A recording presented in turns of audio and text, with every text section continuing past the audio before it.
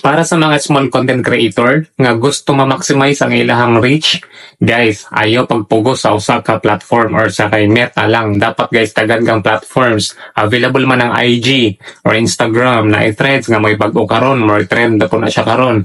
Nasa tay Twitter or X, nasa tay TikTok, YouTube channel, maghimo kaniya na guys. Kaya ang imong usa ka video, imo nang i-upload sa tanan nga mga platforms, dako jud kaayo nga possibility nga motaas or mo-maximize ang imong reach. Pero dapat po same name sa imong ginahimo nga account.